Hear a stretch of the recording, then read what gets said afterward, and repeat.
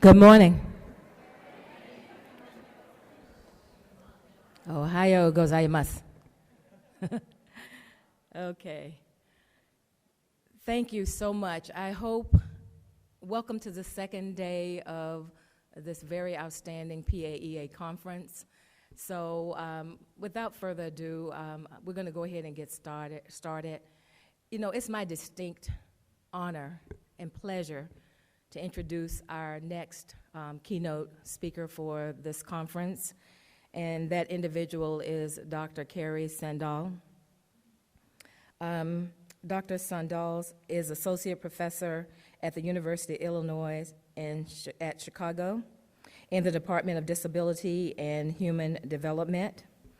She directs Chicago's Bodies of Work, which is an organization that supports the development of disability, arts, and culture.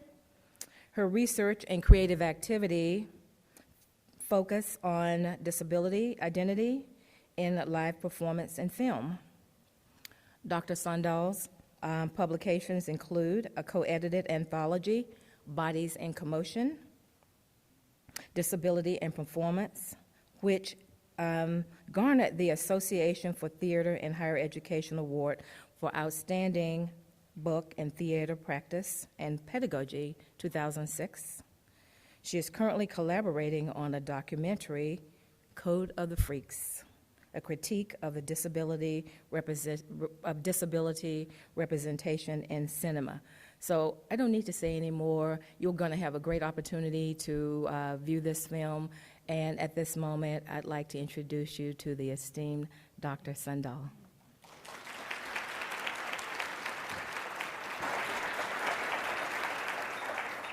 Hi, good morning. Thank you so much for inviting me. I'm enjoying myself very much and getting to meet some of you, and I'm excited to have the opportunity to share some of this work with you. So I just want to talk a little bit about the project before I show you a segment of the film. So at the University of Illinois at Chicago, I teach a very large introduction to film class called Disability in American Film. It's a general education class. So I get students from all over campus. And what I do in that course is go through how disability is understood through popular culture, primarily film. And I pair Hollywood films with work that speaks back to those representations from the disability community. So I'm always pairing what's going on in the outside larger world with how people with disabilities see ourselves and how we choose to represent ourselves. And this project is very much related to that class. The film's project started, I'm going to say it's 11 years ago now, and it was before I moved to Chicago.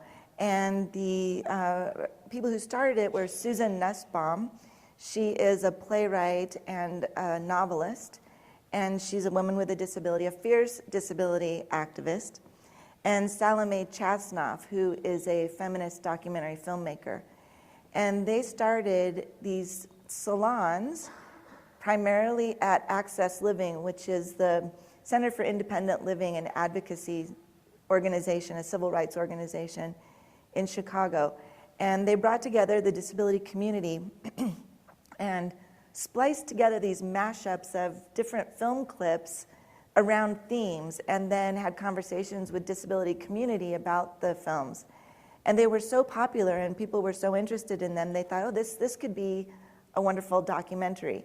So then I moved to Chicago around this time was 2010, and they invited me to be part of the project, knowing what my research was, and I also knew Susan from theater circles. And then one of my graduate students, Ali Patsavis, joined us as a research assistant. And this project has gone on so long that she started as a master's student, and now she's a tenure-track faculty member. She's moved from assistant to full collaborator during the process.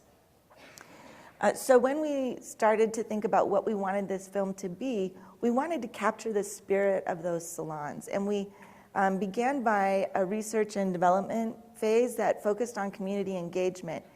And we did deep research into the history of representation of disability in cinema from its earliest days to now, and we put together these series of film clips. We took them to disability community, and we went to as many different diverse communities in Chicago as we could. We met in churches, community centers, activist organizations, different places where different types of people with disabilities congregated. We really wanted to hear from people throughout the larger community. And we also did, our academic research, our lit reviews, some archival research. And what really became important to us is how these films affected the lived experience of people with disabilities. And we decided that this film would be a collective critique. I call it our representational retribution to Hollywood. And many of the early folks that we interviewed didn't end up making it into this version of the film that we've presented, but all of the ideas that generated in that community engagement phase made their way into the film. So what I'm going to show you is 30 minutes worth, and it's from a rough cut edit. So you're going to see there's some pixelated sections, some parts that are not quite so perfect, but that give you a sense of what the larger film is like. We just completed the film. It runs at about 70 minutes, and we just got picked up by a distributor. So that's a huge thank you. And hopefully, I'll be able to share with you how you may want to purchase this film for your classrooms, for your libraries. And the thing that I was most excited to share this project with this particular audience is that we've developed curriculum that people can purchase with the film. So we have my 15-week course that's geared toward freshmen, the university level, but we also are going to have curricular suggestions for high school students, although we're going to have to likely make another edit of the film. I know that in Chicago we could show this film, but when I lived in Florida, I could not show this film to high schoolers. So I would be interested in hearing from you, especially people who are working with high school age students, what you think might resonate with them, and also what kind of curriculum would be useful to you. We have also the clips that we originally spliced together for the salons that will be part of the curriculum package, and the original discussion questions and ideas for how to have community screenings as well. So we wanted curriculum in a broader sense of the word. So I'm going to show the 30-minute clip, and then we'll have a discussion with whatever time we have remaining. So enjoy.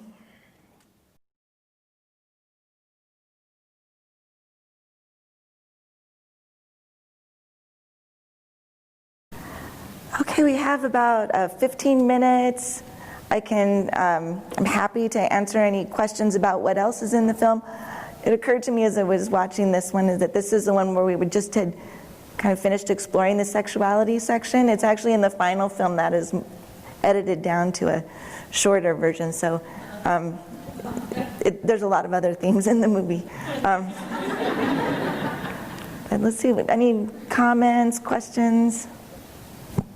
Yeah. So this is how long is the whole movie? 70 minutes. Okay.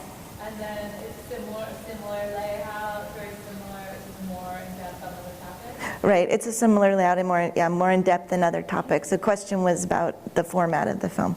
And how many films did you look? How many films totally you looked at? Well, we did some in-depth case studies of things that we asked people to comment throughout. And then we have clips from, I think, 170 movies, which was kind of a nightmare to do the fair use research on. And we had to get a lawyer and an insurance company, and they go through and make sure that you're within fair use, and I hope we don't get sued. I really enjoyed the way you used the films in the background of the speakers to keep them relevant as they were talking about you very well. Thanks. Yeah, we were trying to keep the talking head format interesting and also just show how these tropes repeat and repeat and repeat. And we could do that by having them in the background. The thing that I want to bring up about that is we did get feedback about it being sensory overload and it being maybe not as accessible to folks with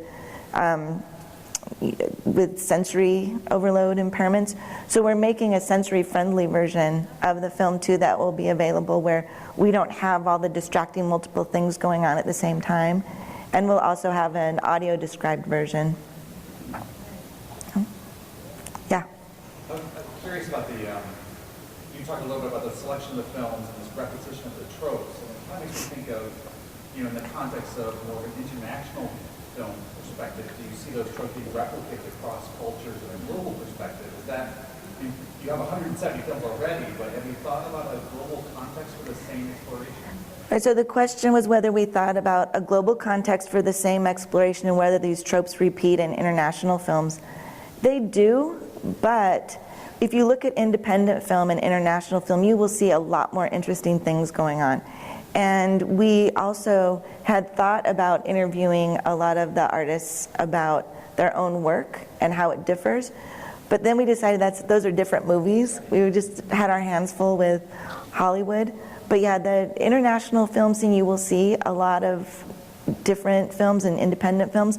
But surprisingly, it's almost impossible to find a movie that is not geared toward teaching non-disabled audience members valuable lessons about themselves.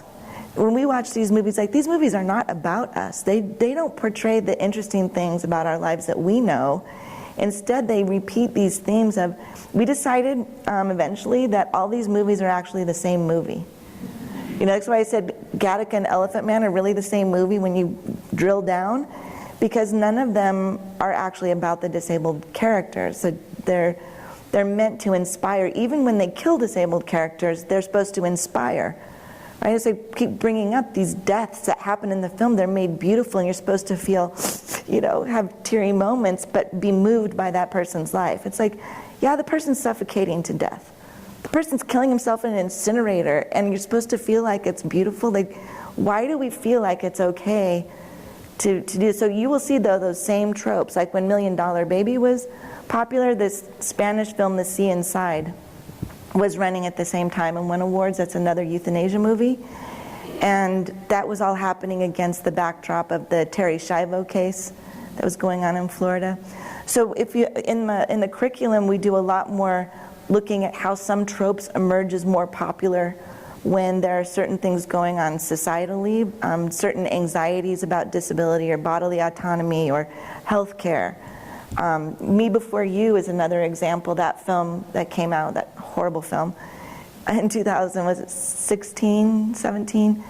That film came out of the UK during a time when there had been up to 3,000 people in the UK committing suicide or taking their own lives because of the government's austerity measures in taking away benefits from people with disabilities. The whole country's disability population that was receiving benefits had been undergoing medical reclassifications and lost their benefits. And they were having what they were calling termination vacations, where people in the UK were flying to the Netherlands, flying to Switzerland, and going into euthanasia centers because they lost their benefits. And against that, you get Me Before You, where the main character decides to end his life.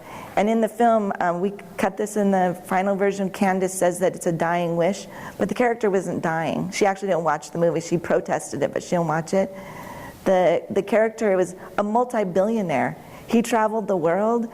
He had the fanciest healthcare you've ever seen in the movies, and he still decides his life's not worth living. So it's when you start to really compare what's going on in society to how these tropes just emerge going along with them, it just gets very distressing. And that's an international phenomenon, to get back to your question. Yeah. Yeah.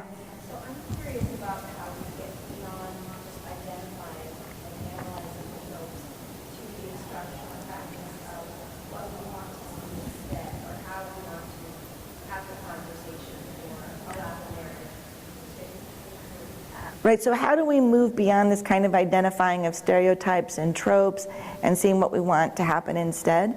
That's a really great question. what I do in my class is by constantly comparing and contrasting what disabled people are making representations about themselves and what's going on in film, is that hopefully students will start to see that there are other opportunities.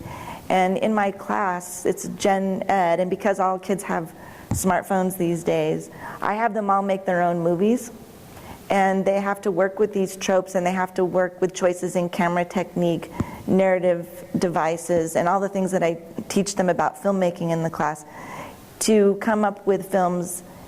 They're just these little 3-minute films, but they're amazing. The students come up with the best solutions.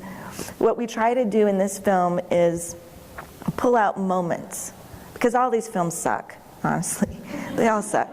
But there are moments, and we have disagreements in the community about which ones we like, which ones, different ideas about the same thing, but it's figuring out what are those moments of possibility and how might we use our power of social media, our own creativity and imagination to do something different. And one of the things I start my class with is ask the students what they know about disability, because usually they're in a class of 175 people. There aren't that many kids who identify as disabled, but everybody knows about disability. Everyone has a grandmother, a cousin, a friend, and they don't even think they have anything that they know about because it's maybe not someone who has quadriplegia.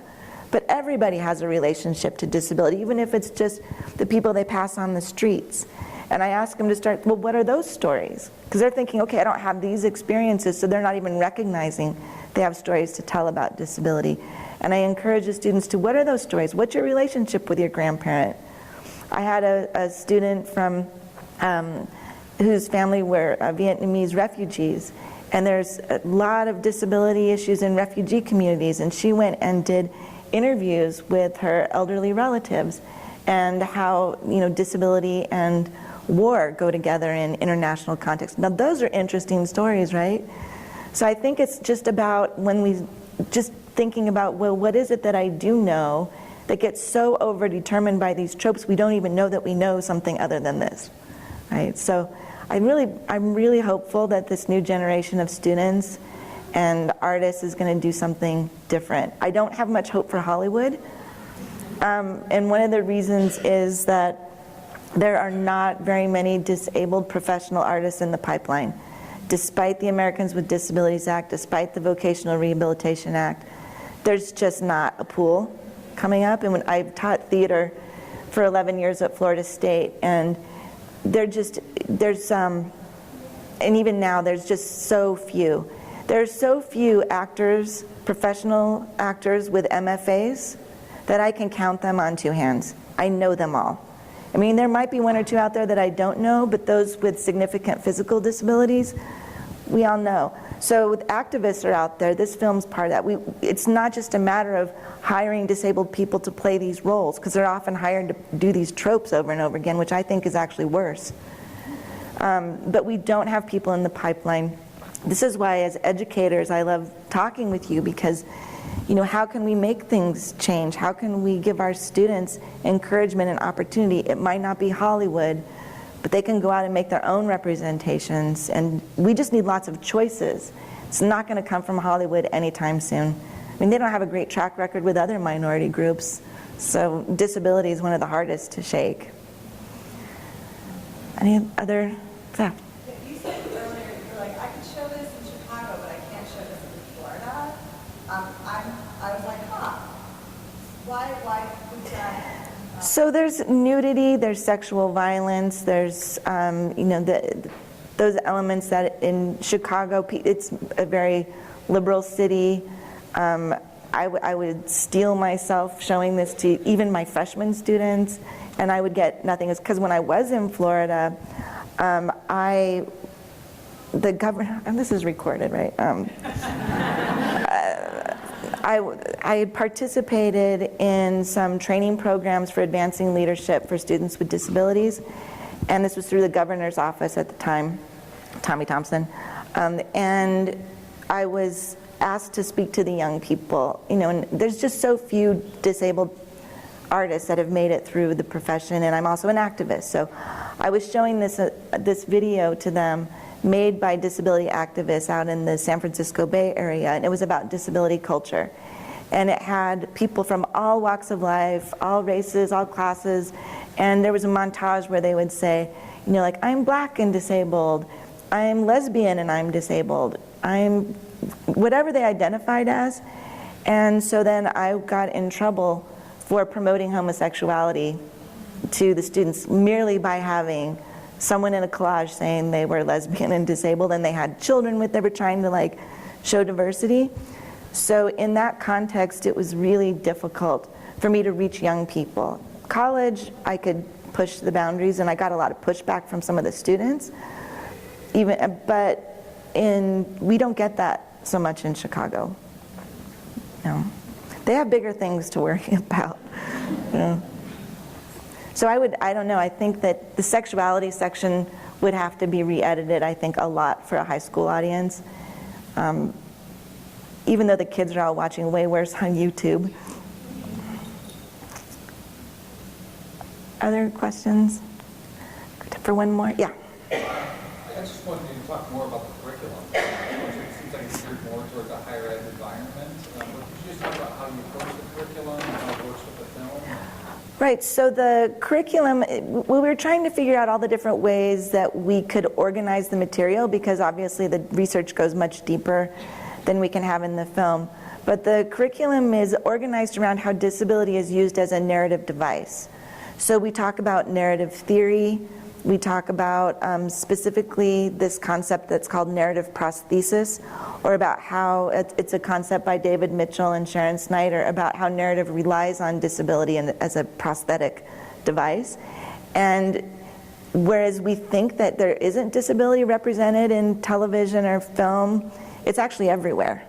It's everywhere, and it's such a pervasive device that it just doesn't even register. But we talk about how it's used as a device, that disabled people do not appear in representation unless we serve a narrative function. We signify excessively, we're told. That's why when my training as an actor, trying to get cast, I would be told, well, the audience is going to be wondering why this character is disabled. And so that's all very complicated. But just getting people to see that a character does not appear unless that disability is explained by the narrative, and it furthers the narrative in a way. So getting all the different ways it's used as a device. So we start with that, and then we go through different issues related to what's going on socially around disability issues, social issues. And I'm not a social scientist. We don't ever try to prove in our curriculum that there's a correlation between the media and how we behave. What we try to do is show how they reflect one another. I leave it to the social scientists to do that kind of research. But we then have case studies where we focus on certain impairment types and how they're related to certain types of social issues. So like we have one on gender and blindness. We have a section on African American men with disability and the whiteness, kind of the overwhelming whiteness of disability representation, and which races and genders with disabilities are visible, and how that relates to the civil rights movement and disability civil rights movement. So there are case studies that are built, and then we have a lot of the outtakes. We did a ton of interviews, and we had different iterations of this project. We have interviews with so many people, so they've been edited into shorter clips that we'll make available to you, so that we'll have recommended lines of thought to follow. Then you can watch different artists with disabilities and activists talking about them, and those are not in the film. So things that you can pick and choose and use. I think that the high school curriculum we need to think about a lot more. So I'd love anybody's ideas if you want to email me or contact me. But it's and then with the community screenings, we have like 15-minute segments where we show much longer clips of each movie and string them together, and then have community-based discussion questions. And that's geared much more toward a general audience and like a one-time showing. Sorry. Wow. So what I heard is a question about how do we dismantle or break barriers that exclude, and issues of difference. So as we contemplate putting art at the center, these are real critical issues that we need to also focus on. And thank you so much for bringing this conversation to the table with us today. It certainly has been a pleasure. Will you please give Dr. Carrie Sandahl a great big hand?